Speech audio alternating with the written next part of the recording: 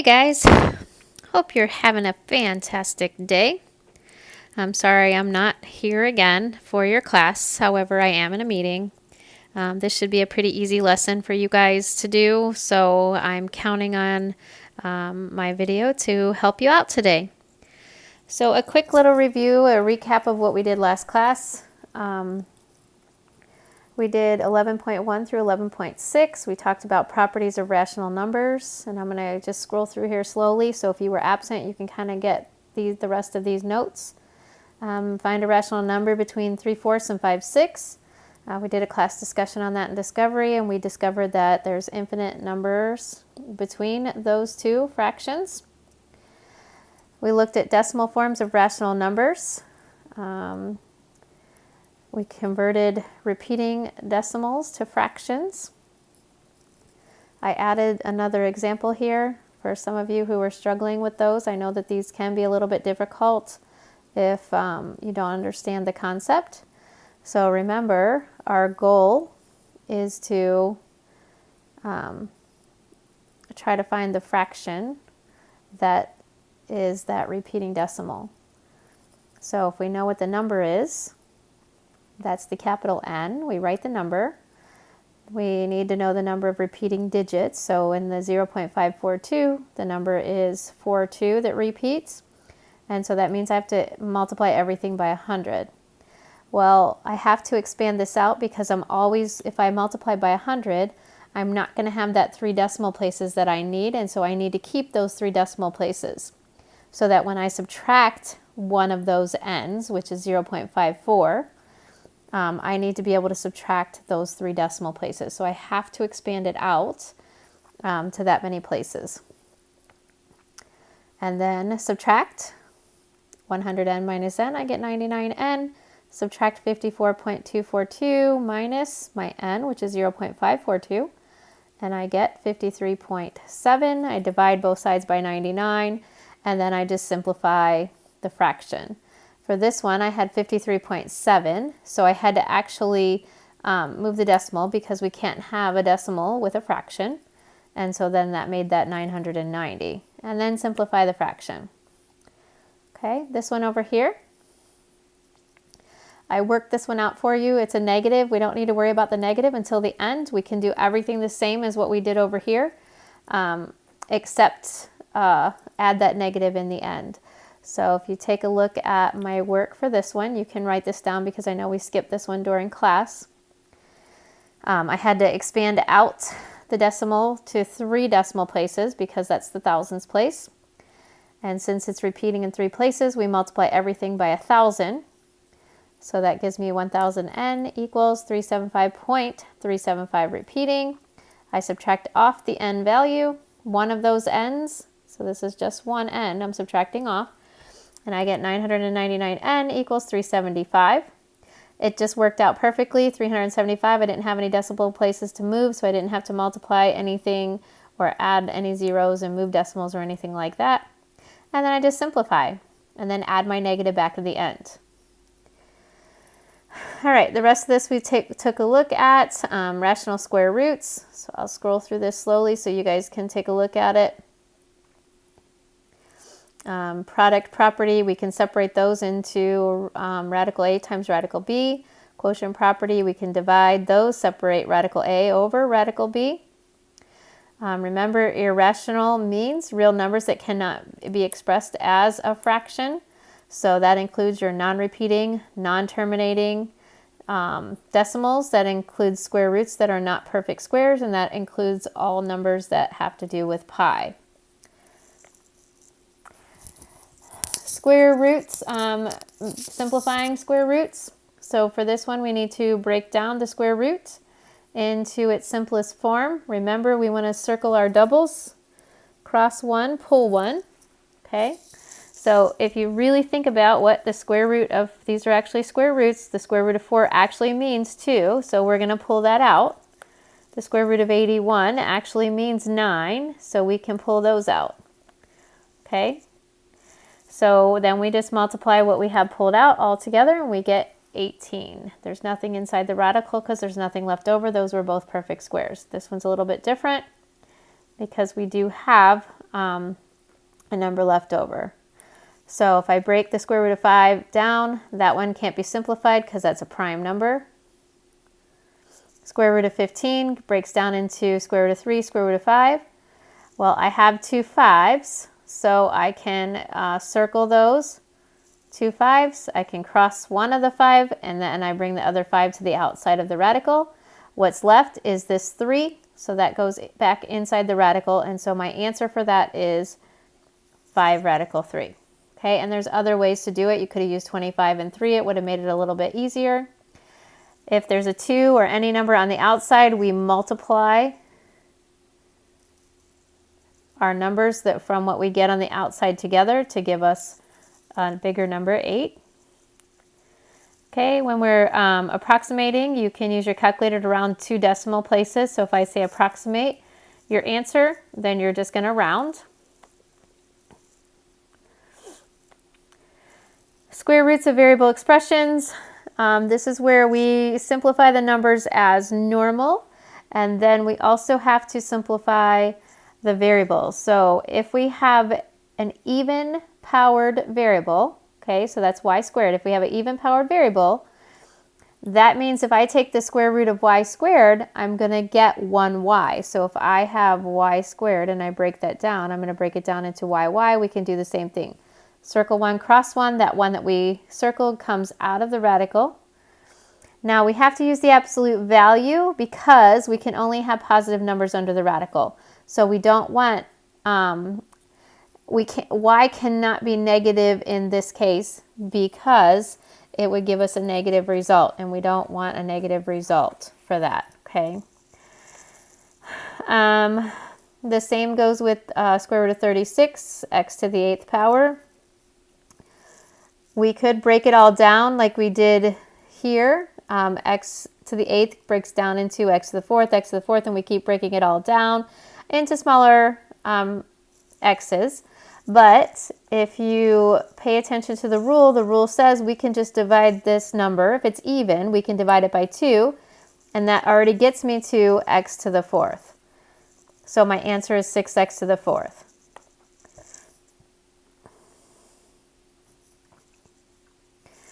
All right, and the reason why that one's not absolute value because you're never going to have a negative for that. Every time you have a negative, it's going to be a positive, so it's going to always be a positive result, so I don't need to use absolute value for that one. This one, we're just going to factor. So m squared minus 6m plus 9 factors into m minus 3 squared. Well, if we take the square root of any number squared, it just comes out of the radical as that number, m minus 3. And this one also has to be marked as absolute value because m cannot be a negative number. It has to only be the positive number. So if it's a negative number, it's going to result in a negative radical, which we cannot have. All right, and then the last one, if a to the 3rd, that's an odd powered variable. And so since it's an odd number, we have to separate it into the largest even amount of exponents that we have, and always one variable is going to be left. Okay, so we're going to have all the evens and then always just one odd. Okay, so this is a to the 1st power. It's always by itself. It's always going to be back in the radical. And when we have the even, we can take this even. We have a squared, so we can divide that by 2. So that means only one a comes out and the other a stays in. That works for all of the odd exponents. So for example, this one, the radical of x to the 7th, I'm going to break it down into x to the 6th and x. I'm always going to have this lonely one over here, always just one. And then the other ones are going to be the rest of the even numbers, whatever's left. I'm going to divide that by 2. That's what I'm going to pull out. So that's going to be x to the 3rd. That's going to come out of the radical. And this last lonely one is going to be the one left in the radical. All right. So now we've just kind of did a quick recap of what we learned last class. Now we're going to talk about solving equations with exponents, with squares. So if I look at this, This one right here has 3 different ways that we can solve this. So the first way I'm going to show you is we can look at this number. Is that a perfect square? Yes, 9 is a perfect square. Is 64 a perfect square? Yes. Is x squared a perfect square? Yes. So if they're all perfect squares, all I need to do is take the square root of both sides. Well, I know the square root of 9. We can break that down into 3 and 3, right? So the square root of 9 is 3.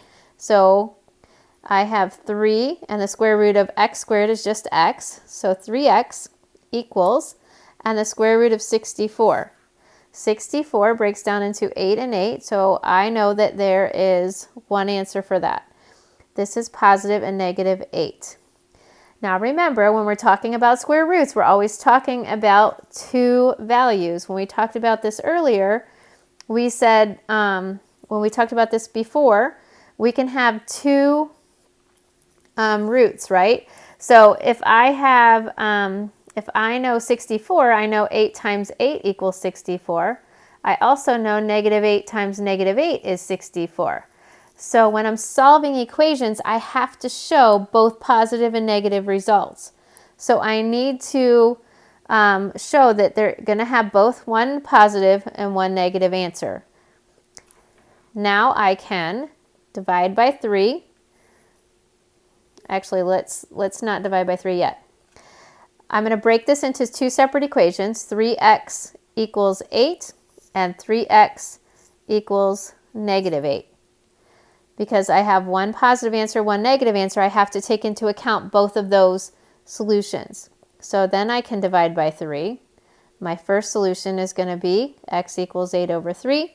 My second solution is going to be x equals negative 8 over 3.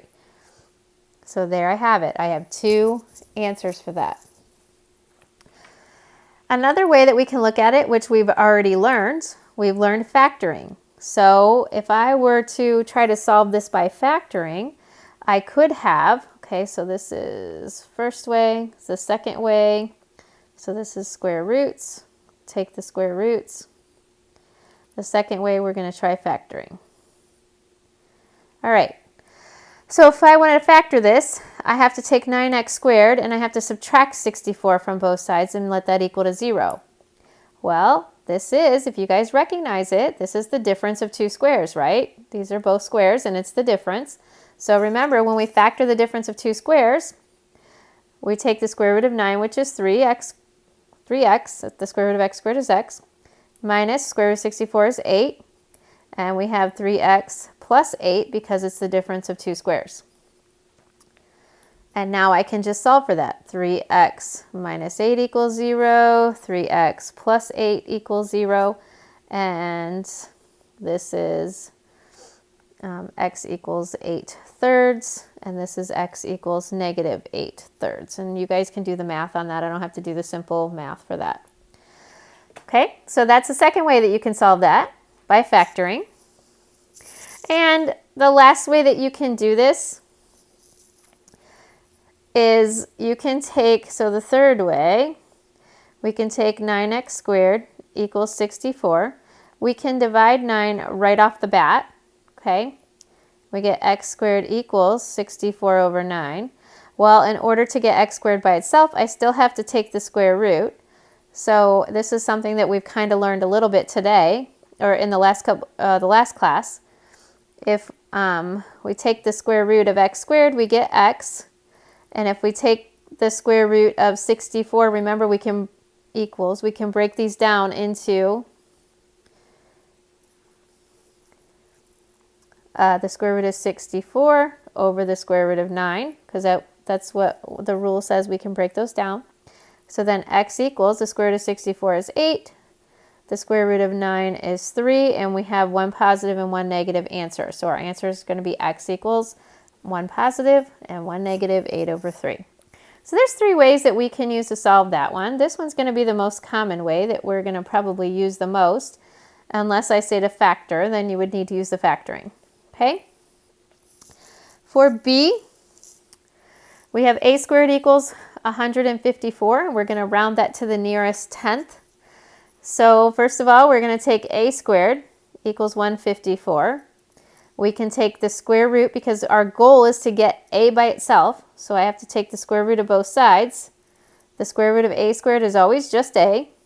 The square root of 154, instead of breaking this down using the factor tree, we are going to put it into our calculator and we are going to calculate the square root of 154. So if you look at your calculator, I don't know if I have a...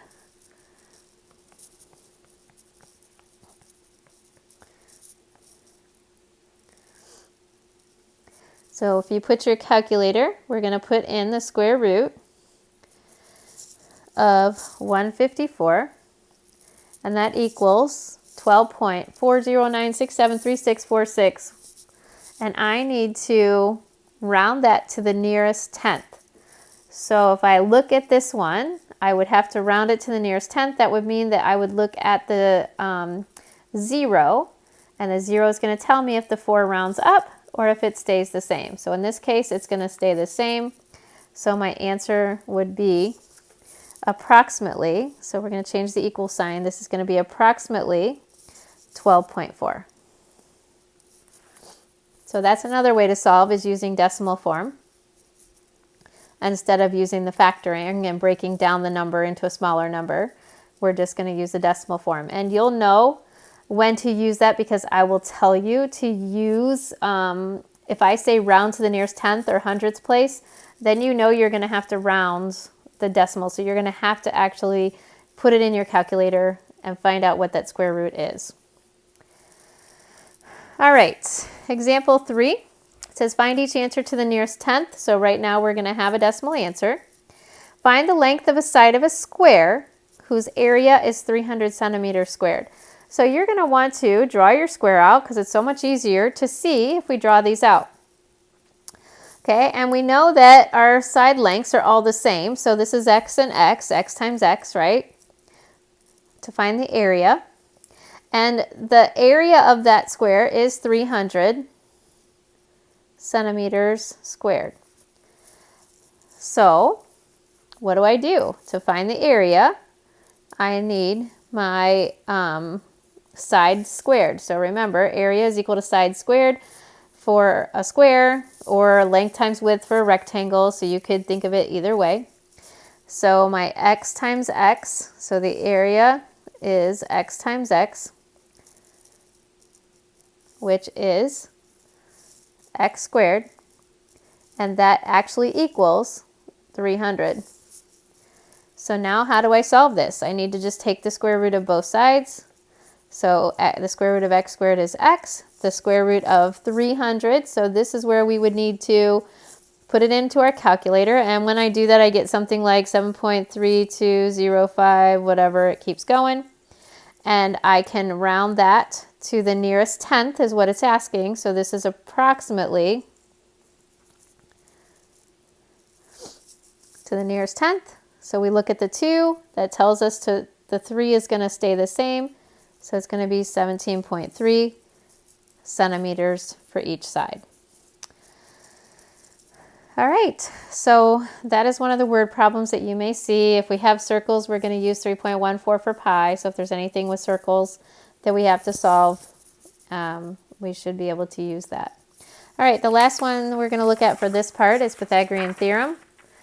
This should be a review from last year. I know last year we hit Pythagorean theorem pretty hard, so hopefully you guys remember some of this stuff. Pythagorean theorem deals with right triangles. So it's any right triangle. The formula for Pythagorean theorem, hopefully you guys remember, a squared plus b squared equals c squared. You guys remember the Pythagoras song? Maybe I should play it for you next time. Thursday, I'll play it for you if I remember. All right, A and B are the legs, and C is the hypotenuse.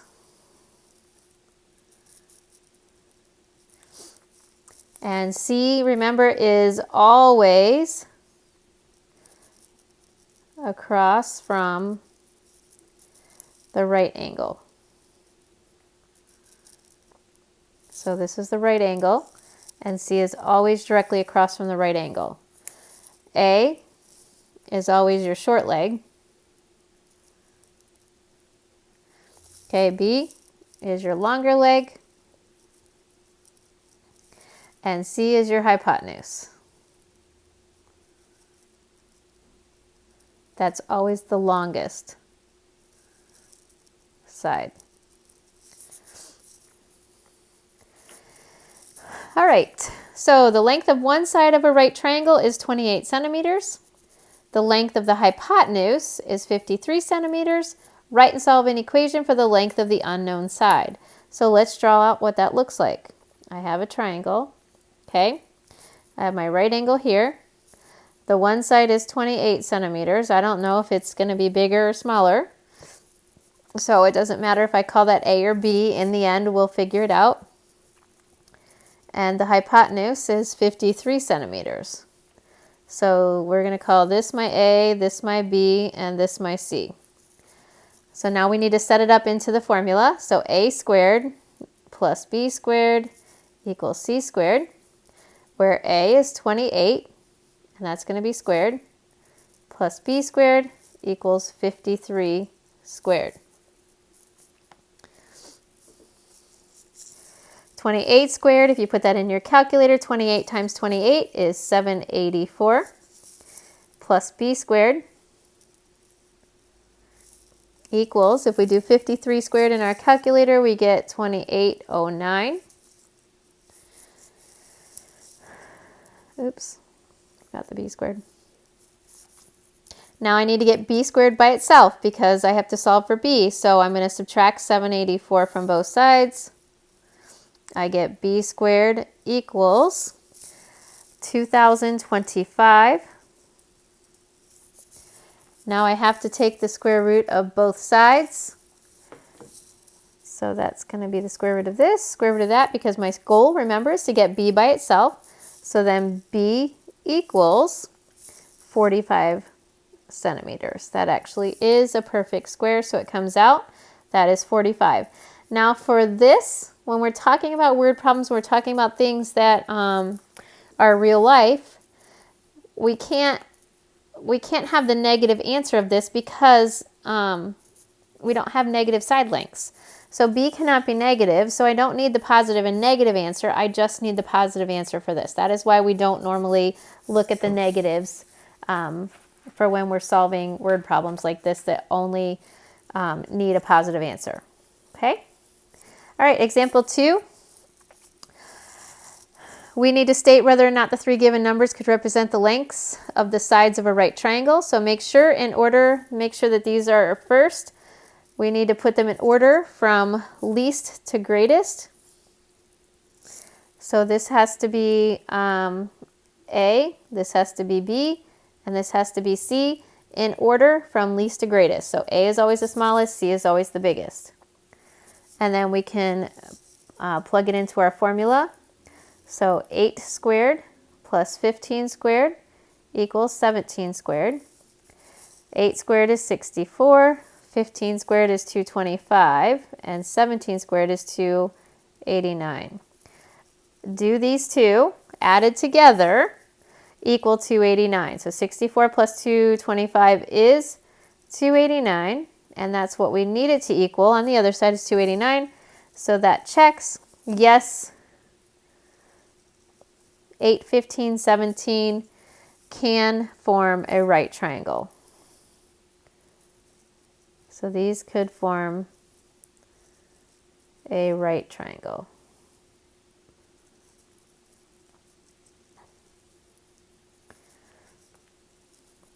All right, looking at the other one, we have 16, 30, and 24. So we need to make sure that we have these in the right order. These two are out of order, so I have to switch those. 16, 24, and 30. This is A, this is B, and this is C. So then I can put it into my formula. 16 squared plus 24 squared has to equal 30 squared. 16 squared is 256 plus 24 squared is 576, and that equals 900. Do these two equal 900? No, they equal 832. So 832 does not equal 900. So no, this is not a right triangle. All right. And the last problem for these notes, to the nearest hundredth, what is the length of a diagonal of a rectangle? So I need the length of a diagonal of a rectangle whose width is 18 centimeters and length is 30 centimeters. Draw the picture. So we need a rectangle. Okay. My width is 18 centimeters and my length is 30 centimeters, and I need to find the length of the diagonal. Well, if we turn this into a right triangle, I know that this is my hypotenuse, this is my C. This is A, this is B, and this is C. So now I can just put it into my formula. 18 squared plus 30 squared equals C squared. I'm trying to find C, what that diagonal is. 18 squared is 324 plus 30 squared is 900, and that equals C squared. Add these two together because they're on the same side. I can add them together. I get 1224 equals C squared. Well, I want to get C by itself, so in order to get C by itself, I have to take the square root of both sides. The square root of 1224 is not a perfect square. You can put it in your calculator. And so C is approximately equal to, and we need to round to the nearest hundredth, it said in the beginning, to the nearest hundredth. So we automatically know it's not a perfect square. We should have gotten 34.99 centimeters. So I hope you guys are trying these out and you're working through them with me. You're putting them in your calculator. You're seeing how I actually do these. If I was in class, that's what you would be doing. So I'm hoping that you're trying these out and making sure that you're able to do them just like we're doing right now. Okay? All right, that's the end of these notes. So hang tight with me. I know that I kind of went through those a little bit longer to make sure you understood them from last class. Because I know after finishing your test, some of your brains weren't working quite well. And we were tired and we just didn't want to deal with the notes that we still had to take. So hopefully you got something out of that. All right, I'm going to go to the other notes. 11.7, 11.8, add, subtract, multiply, simplify radicals, and we have to rationalize the denominator. So adding and subtracting radicals is very similar to just adding and subtracting variables. So when we were talking about equations and combining like terms and all of that, we're doing the same thing except we have radicals. So to add or subtract the terms, the terms must be like radicals. Oops. So they must be like radicals. It has to have the same index and radicand. What I mean by that is, hopefully you guys know this, but I'll draw out the picture. Okay, this is your square root. This is your index. Whatever number is on that line is your index. What's inside the radical is your radicand. Okay? If there's no number there, we assume that it is a 2. We just don't write the 2, but we assume that the 2 is there. Now, if it was a cubed root instead of a square root, we would see a 3 there instead. So that would be a cubed root. So as you can see, if there's any other number that's the index, we just don't write the 2. We always know that that's a square root when it doesn't have a number. So the 2 is just assumed that it's there. Okay, so like radicals. Like radicals are numbers that have the exact same number inside the radical or under the radical. So because these both have a 5, then I can add or subtract those together. And remember, we don't change the radical. If I were to add and subtract these together, we can assume that there's a 1 in front of here. If I were to add, I would get 4 plus 1 radical 5. So that would be 5 radical 5. I'm not changing the radical. I'm keeping it the same. If I subtract, it would just be 4 minus 1. So that would be 3 radical 5. So you always keep the radicals the same. Just like radical 7 and radical 7, those are the same. The only numbers I mess with are the 2 and the 5, and I keep the radical 7. So if I were to add those, it would be 7 radical 7. If I were to subtract those, it would be negative 3 radical 7. Now the ones that are not like radicals that we can't put together or add together would be radical 3 and radical 2. They're completely different radicals, so we can't add or subtract them. We would just write them as, if it was addition, it would be just radical 3 plus radical 2. I can't do anything else with it. That would be my answer. If I subtract it, it would just be radical 3 minus radical 2. I can't do anything with it. Okay, and this one.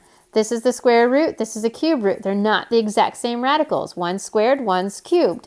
So you cannot add or subtract those if they're different radicals, including the index. The index has to be exactly the same.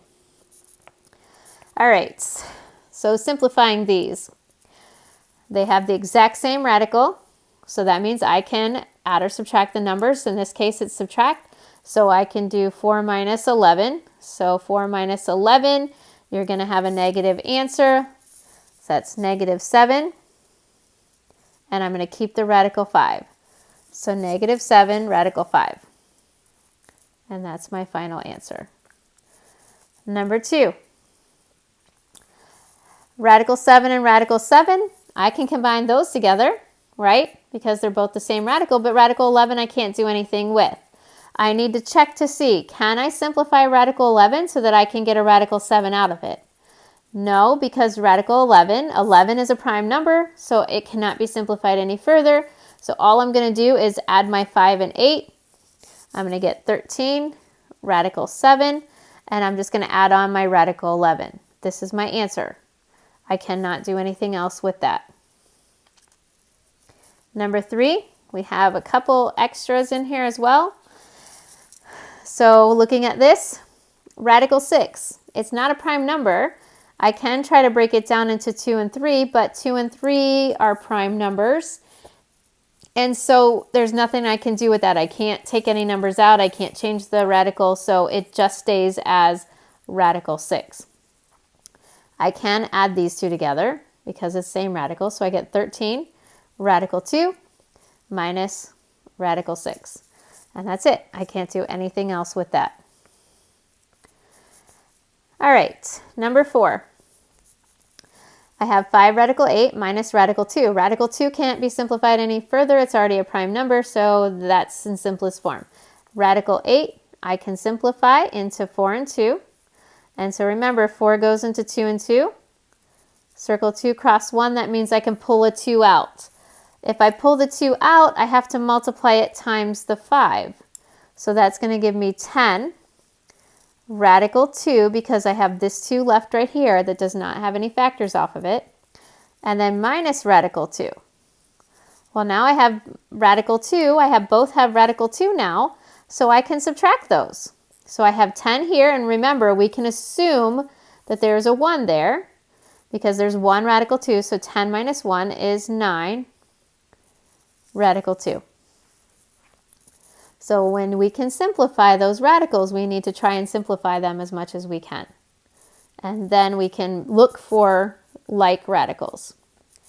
All right, number 5, radical 7 cannot be simplified because it's a prime number, but radical 63, we can use different factors. I'm going to use 9 and 7 because I know 9 is a perfect square, and that breaks down into 3 and 3. So I can pull my 3 out. I'm going to bring it up. There's nothing to multiply there. So I'm just going to have 4 radical 7 plus 3 radical 7. And because they're both like radicals, now I can put them together. 7 radical 7. All right, number 6. I have negative 5 radical 27. So I'm going to break this down. I'm going to do 9 and 3 because I know 9 is a perfect square and it's easy to simplify.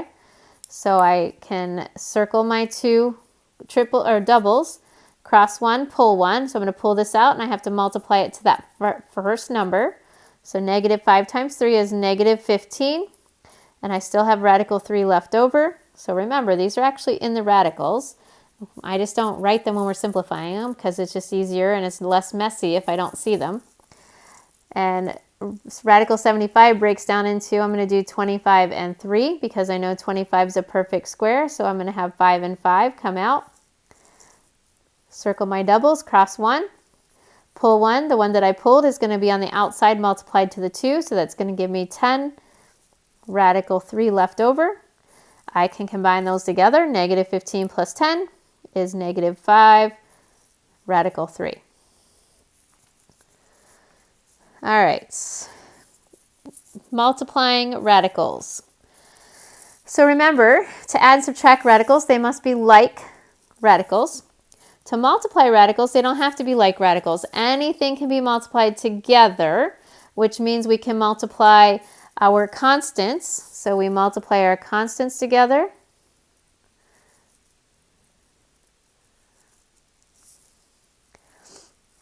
Multiply constants with constants. And radicals with radicals.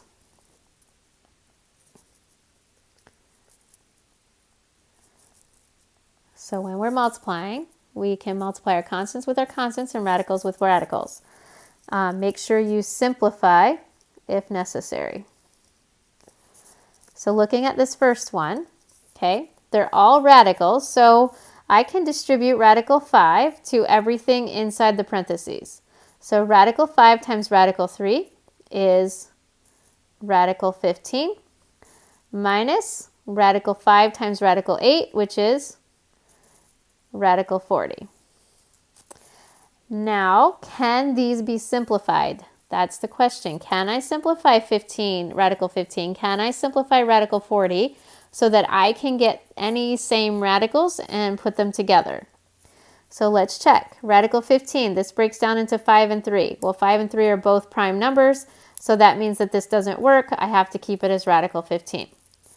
Radical 40 is going to be 4 and 10 because I know 4 is a perfect square, so I'm going to be able to pull a 2 out. So I'm going to have 2 radical 10. Well, I can put them together. Oh, I can't really add or subtract them, so I just have to write them as one answer. Radical 15 minus 2 radical 10. I cannot simplify that any further. And radical 10 is, I could break down to 5 and 2, but those are both prime, so that's why I didn't break that down. All right, so let's look at the simple stuff. I know we started out with an example that was a little bit harder, but the simple stuff, 8 times 6, we can multiply those together. We get radical 48, and then we can break those down into smaller radicals to see if we can simplify. So when you're multiplying, you're already given the radical or the factors, but you can choose to use other factors instead of 8 times 6. I'm going to choose to maybe use 12 times 4 because I know 4 is a perfect square, so that already gives me my doubles. I can pull one out. 4 and 2 or 4 and 3, and then 4 and 4 breaks down into 2 and 2. I have another set of doubles, so I can pull that out. So I have a 2 here and a 2 here. So I'm going to have 2 times 2, which is 4, and I have my radical 3 left over. And that's the answer, 4 radical 3. So radical 8 times radical 6 simplifies to 4 radical 3. Number 2, I can multiply only my radicals together and my constants. So we can assume that there's a 1 in front of there. So 1 times 3 is going to give me 3. And then radical 5 times radical 3 is radical 15. So I have 3 radical 15. Does 15 break down? It goes to 5 and 3, but those are both prime numbers, so I can't really do anything else with that. My answer is just 3 radical 15. Okay, this one, we're going to multiply our whole numbers together. So 2 and 5 is 10.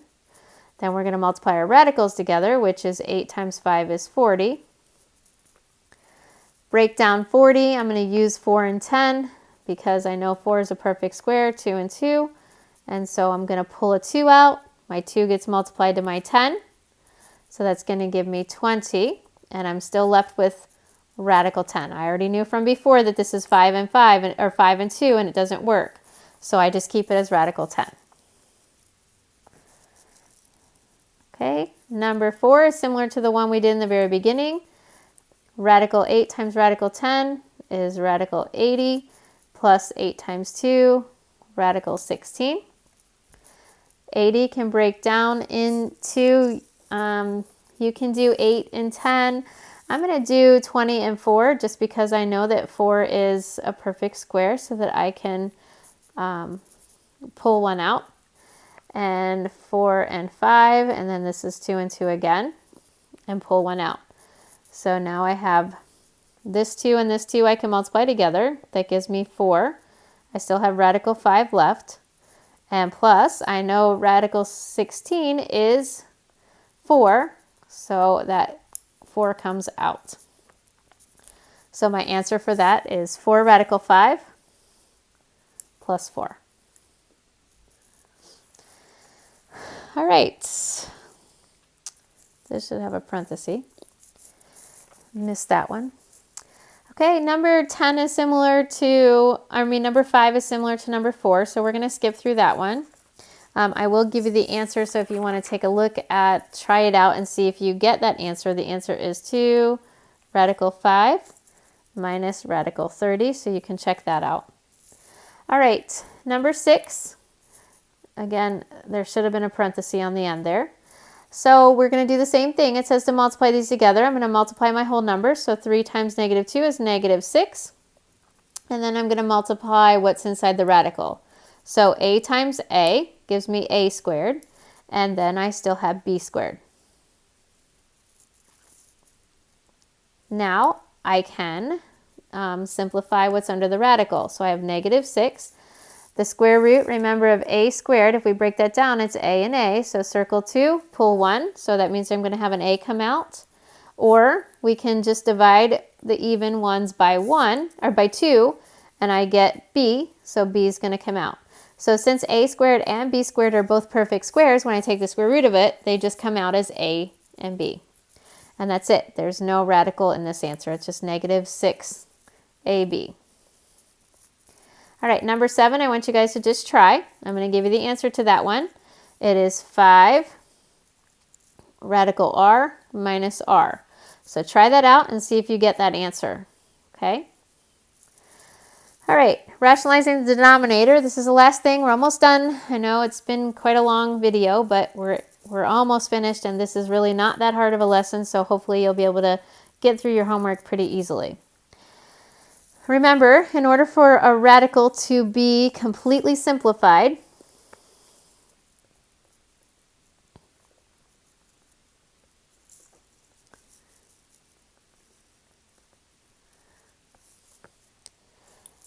this should say it. I'm finding all my mistakes. It must have no fractions inside the radical or under the radical. So for instance, we can't have something that looks like this. You can't have a fraction under the radical. So this is no. So this can't happen, okay? Have no radicals in the denominator. So that means that can't be there. We have to get rid of that. So that's what we call rationalizing the denominator and getting rid of all radicals on the bottom.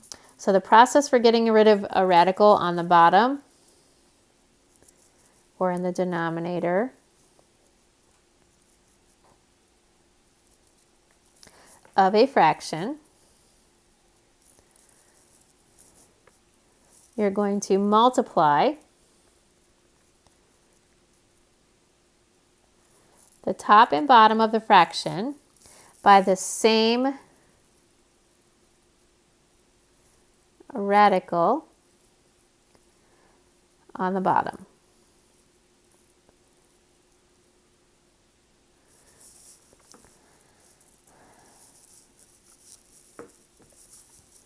All right, so what do I mean by that? Well, it has a radical.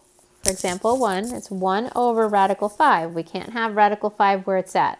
So what we need to do is we're going to multiply both the top and the bottom by the same radical, which is radical 5. Whatever's on the bottom, we're going to multiply that by the same radical on the top and the bottom. Well, why can we do that? How does that work? Well, radical 5 divided by radical 5 is still 1. Just like 5 over 5 is equal to 1, radical 5 over radical 5 is equal to 1. Multiplying by 1, I'm not really changing the problem. I'm just getting rid of that denominator. Okay, and by doing that, by multiplying by the same radical, that's going to help me out. So what happens on the top? 1 times radical 5 is just radical 5, right? And then on the bottom, radical 5 times radical 5 is going to give me radical 25, which we all know to be just 5. So if you catch on to this, anytime we multiply the same radicals together, our result is going to be the same number under the radical, but it's going to not be in the radical anymore. It's going to come out. So it's just going to be radical 5 over 5. So just like if we have radical 3 times radical 3, that equals 3. Radical 10 times radical 10 is just 10. Radical 100 times radical 100 is just 100. So if you get used to seeing that and knowing what that means, then you should easily be able to multiply those without showing all the work like this part right here. It's not necessary. Just know that it works, okay? Number 2. Well, we can't have radical 2x in the denominator, so we're going to multiply by radical 2x on the bottom and radical 2x on the top. Well, I already know that if I multiply radical 2x by radical 2x, I'm just going to get 2x. It's going to come out of the radical and be 2x. On the top, this is going to be 7 times radical 2x. I can't multiply them together. Remember, I can only multiply constants with constants and radicals with radicals. So that has to stay as 7 times 2, or radical 2x over 2x. All right, number 3. The rule for fractions means that we can break these down into 2 separate fractions. So radical 10 over radical 3. Well, since radical 3 is not a perfect square, we have to rationalize the denominator by multiplying them both by radical 3. Radical 3 times radical 3 is just 3. 10 times radical 3 is radical 30. Now we need to see, can radical 30 be broken down? Well, it can. It can be into 10 and 3, but 10 is 5 and 2. Or you could have done 6 and 5. It doesn't matter. I still am getting all prime numbers. Nothing can factor out of that. And so I'm just going to keep it as radical 30 over 3 because radical 30 is already in simplest form. All right, number 4. We have 2 fractions under the radical multiplied together. So the rule says that we can just take these and we can put them together. So 3 over 7 times 14 over 27, all under the radical. Well, I know when I multiply, I can simplify these, right? So I can simplify 7 and 2. I can do all this work under the radical as if it wasn't there. But then I have to put my final result under the radical. And 3 and 27 is 9. So that means I'm going to have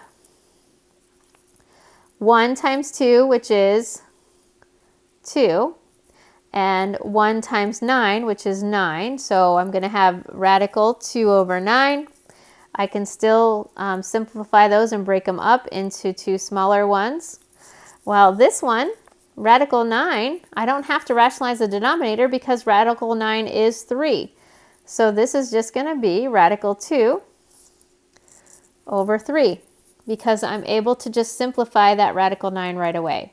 Now you could rationalize the denominator and you're going to end up getting the same answer. It's just going to be a longer process. So look for those perfect squares first so that you don't have to do that extra work. Okay, and then number 5. This one, you could do it a couple of different ways, but I'm just going to show you right away. We're just going to rationalize the denominator because it's going to make it easier to do. So we can multiply that by 24. Another way we could have broken this down to start with and then rationalize the denominator, but let's just stick with easy, rationalize it right away, get rid of it, and then we can deal with the top later. All right, so when we do that, we get 9 because we cannot multiply that to anything. So I'm going to keep my 9, but I can multiply 3 and 24. So that gives me radical 72. And then radical 24 times radical 24 is just 24. Now I have to break down radical 72. What does that simplify to? So 72, you can do 9 and 8. I mean, there's a bunch of different numbers that you can multiply. I will just do 9 and 8 since 9 is a perfect square. I can simplify that a little bit easier. Okay, pull 1. 4 and 2. And then I know this breaks down into 2 and 2. Circle 2, cross 1. So the 2 that I can pull out are 3 and 2. So I'm going to multiply those together to give me 6. And I have radical 2 left over. So this gives me 6. So radical 72, or square root of 72, is 6 times radical 2.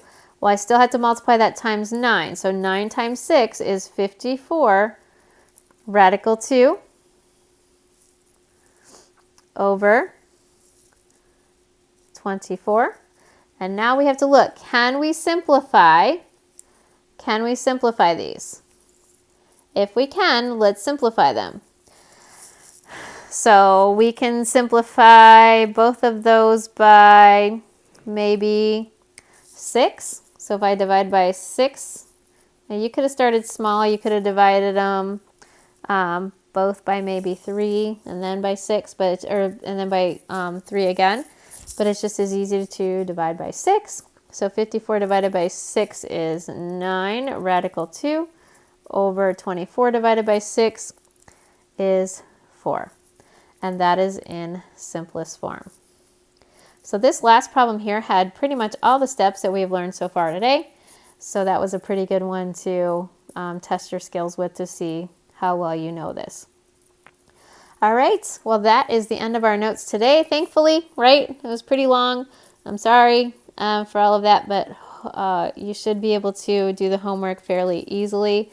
If you run into problems, let me know. You can always come in during SRT and see me before class. All right, hope you have a great day, and I will see you guys on Thursday.